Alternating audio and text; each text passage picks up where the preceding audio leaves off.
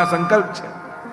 યા આંખો બંધ કરીને એક ભાવ એ બતાવ્યો કે પ્રભુ વિચાર કરે છે કે આને મારે ગતિ કઈ આપવી.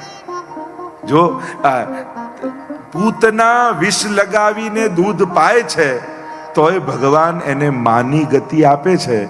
તો તમે તો રોજ દૂધ ગરમ કરી અને એમાં બદામ પિસ્તા કેસર ભેળવી અને ચાંદીની કટોરીમાં પ્રભુને ધરો છો, તો ઠાકોરજી તમને કઈ ગતિ નહીં આપે. વિચાર તો કરો.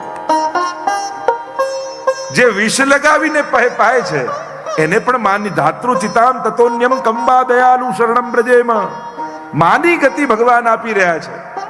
તો જે ભાવથી પ્રેમથી ભોગ ધરે ઠાકોરજી એને શું નહીં આપે. તમારી આંખે નાની કટોરી છે, થોડું દૂધ છે, તમારું ધરેલું ઠાકોરજી દ્રષ્ટિએ નાનું નથી હોતું. તમારો જે ધરવાનો ભાવ છે ને એ ઘણો મોટો છે, પ્રભુની દ્રષ્ટિએ ઘણું મોટું છે. એટલે ભાવ બતાવ્યો. જો પૂતના મારવા માટે ખોળામાં ઠાકોરજીને લે છે તોય ભગવાન માની ગતિ આપે છે. તો તમે શણગાર ધરવા માટે ગોદમાં લાલનને લો તો ઠાકોરજી તમને કઈ ગતિ નહીં આપે. કુભાવે પણ જે પ્રભુને માં જેવી ક્રિયા કરે છે તો ભગવાન માની ગતિ આપે છે. તો તમે તો પ્રશ્ન એવો પૂછો છો, અમારું સેવામાં મન ન હોય, મન ન લાગતું હોય, ભાવ ના આવતો, અને સેવા કરીએ તો સેવાનું ફળ મળે? જરૂર મળે. કેમ ન મળે? જો પૂતનાની ભીતર કુભાવ હતો, અભાવ નહોતો. કુભાવ મારવાનો ભાવ હતો, હીન ભાવ હતો, પણ ક્રિયા ઉત્તમ હતી, માં જેવી હતી. એટલે ભગવાને મન ક્યાં હતું ને કેવું હતું એ ન જોયું, પણ એના શરીરની ક્રિયાને માં જેવી જોઈ એને માની ગતિ આપી. એમ તમારું મન કદાચ સેવામાં ભલે ન હોય, પણ તમારો જે ક્રમ છે ને સેવાનો એ મહાપ્રભુજીનો બતાવેલો છે. અને મહાપ્રભુજીએ ક્રમ શેનો બતાવ્યો છે? સેવા રીત પ્રીત વ્રજજન કી જનહિત જગ પ્રગટાઈ પ્રગટ ભય માર્ગ રીત દિખાઈ. આપણી રીત એ વ્રજભક્તોની રીત છે. એટલે અભાવે પણ સેવા કરશો તોય ઠાકોરજી વ્રજભક્તો જેવું ફળ તમને આપશે. કારણ કે તમારી ક્રિયા યશોદાજી જેવી છે, વ્રજભક્ત જેવી છે. અને કર્મના સિદ્ધાંતમાં તમે જુઓ ને, મનના વિચારનું ફળ નથી, ક્રિયાનું ફળ છે. કલિયુગમાં તમે જુઓ, આ કર્મના સિદ્ધાંતમાં જુઓ, તમારા મનમાં કયા વિચાર આવે છે એનું કોઈ ફળ બતાવ્યું છે? ના. પણ તમારા હાથે જે ક્રિયા થઈ એ પછી બંધન થઈ ગઈ. કર્મ બંધન છે, વિચાર બંધન નથી કદાચ. કારણ કે મનના વિચારો તો ક્યારે કેવા આવે કોણ જાણે. જો આ તો ઠાકોરજીની બહુ મોટી કૃપા આપણા પર છે. કઈ કે ઠાકોરજી આપણને એવા આશીર્વાદ નથી આપ્યા કે તું જે વિચારીશ એ પૂરું થશે. જો આવા આશીર્વાદ મળી જાય ને કે તું ધારે તને મળશે, તું વિચારે પૂરું થાય, તો આનાથી મોટો શ્રાપ બીજો કોઈ નથી. કારણ કે જો ભગવાન આવા આશીર્વાદ આપી દે ને તો પછી માણસને કોઈ દુશ્મનની જરૂર જ ન પડે. એના જ વિચારો એના પતનના કારણ બનાવી જાય, એનું સર્વનાશ કરી નાખે એના જ વિચારો. તમે એક ક્ષણ માટે વિચાર કરી જુઓ, આખા દિવસમાં જે વિચાર કર્યા જો બધા પૂરા થયા હોત તો મારું જીવન કેવું થઈ જાય. ભગવાન જે આપણા હિતમાં છે એ જ પૂરું કરે છે, અને જે આપણા હિતમાં નથી હોતું એ પૂરું નથી થવા દેતું. તમે ગમે તેટલી કોશિશ કરીને જાઓ, પણ તમારા કલ્યાણનું નહીં હોય એ તમારા સુધી ભગવાન નહીં પહોંચવા દે. એટલે પ્રભુને ફરિયાદ કરી કે મેં ધાર્યું એ પૂરું ન થયું, એમાં પણ ઠાકોરજીના કૃપા અને આશીર્વાદ જ છે.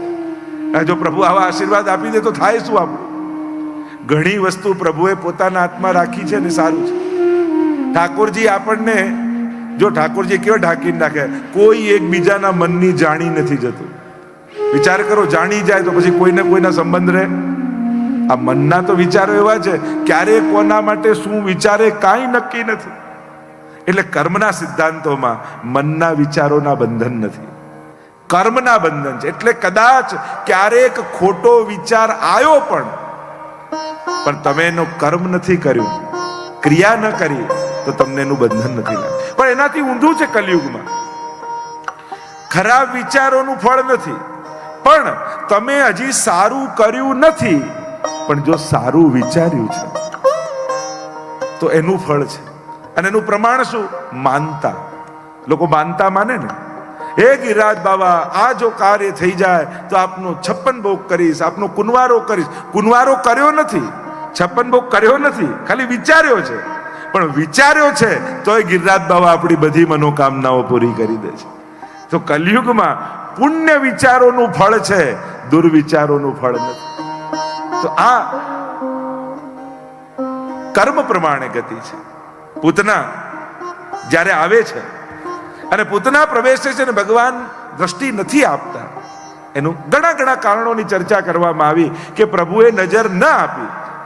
કારણ કે એક વાત એ પણ ચોક્કસ છે, પ્રભુ દર્શન બધાને આપે છે, દ્રષ્ટિ બધાને આપતા નથી. નાથદ્વારામાં હજારો લોકો દર્શન કરી જાય, પણ શ્રીનાથજી બધા સામે જુએ એ નક્કી ન હોય. એની દ્રષ્ટિ કોના પર પડી? જો આપણે પ્રભુના દર્શન કરતા હોઈએ, પણ પ્રભુએ આપણી સામે જોયું ક્યારે ખબર પડે? કે દર્શન કરતા કરતા રોમ રોમમાં રોમાંચ થઈ જાય, નેત્રો અશ્રુઓથી જળજળી જાય અને એમ થાય કે જાણે પ્રભુએ કૃપા દ્રષ્ટિ મારા પર કરી, અને ભાવુક થઈ જઈએ ત્યારે માનવું કે ઠાકોરજીની દ્રષ્ટિ મારા પર પડે. બાકી પ્રભુ દર્શન બધાને આપે, દ્રષ્ટિ બધાને. પ્રભુની દ્રષ્ટિમાં તો અમૃત છે. સુંદરીનું રૂપ લઈને આવી, યશોદાજીની બાજુમાં જઈને બેસી ગઈ, અલગ મલકની વાતો કરવા લાગી. અરે તારા લાલનના તો બહુ ગુણગાન સાંભળ્યા છે અને સાંભળીને એના દર્શન કરવા હું આવી છું. યશોદાજીને થયું ક્યાંકની રાણી લાગે છે, જોને મારા લાલનનો યશ કેવો ચોમેર ફેલાયો છે કે એના ગુણોને સાંભળીને લોકો દોડી દોડીને એના દર્શન કરવા આવે છે. વાતોમાં એવા લગાવી દીધા, આત્મીયતા કેળવી લીધી. યશોદાજીને યાદ આવ્યું કોઈ ગૃહકાર્ય, અને ગૃહકાર્ય યાદ આવતા લાલનને લીધા અને પૂતનાના ખોળામાં આપ્યા અને કહ્યું કે થોડી વાર સાચવો ને બહેન, હમણાં થોડું કામ કરીને પતાવીને આવો. અને પૂતનાને તો જે મોકો જોઈતો હતો એ મળી ગયો. યશોદોત્સંગ લાલિત એવા પ્રભુ પૂતનાની ગોદમાં આવી ગયા. અને કુભાવ અભાવે પણ શરણાગત થઈએ ને તો પ્રભુ કૃપા જ કરે છે. પ્રભુ તો કૃપાળુ જ છે. ભગવાન ક્યારે પણ જીવની અધોગતિ થવા દેતા નથી. એ જાણીને શરણે આવ્યો હોય કે અજાણતામાં, ભક્ત દ્રોહે ભક્ત્યા ભાવે ભક્તેચ્છા અતિક્રમે કૃતે અશક્યવા સુશક્યવા સર્વથા શરણમ હરિ. શ્રી મહાપ્રભુજી 16 ગ્રંથમાં આજ્ઞા કરે છે, અભાવે પણ શરણમાં જાઓ, કુભાવે પણ શરણમાં જાઓ. જે દિવસે બિલકુલ મન ભગવાનમાં ન હોય તોય ભગવાન સામે જઈને ઊભા રહો. એની દ્રષ્ટિ પડશે ને તો હૃદયમાં ભાવ જાગી જશે.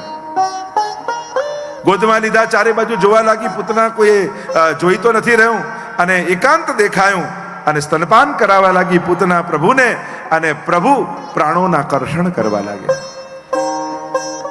પયપાન કરતા કરતા પ્રાણોના કર્ષણ કરતા પ્રભુ, અને હવે તો પૂતના વિકરાળ રૂપ ધારણ કરી લીધું. સા મુંચ મુંચિતિ પ્રભાષિણી, છોડ છોડ કરીને વિકરાળ રૂપ ધારણ કરી પૂતના પડી.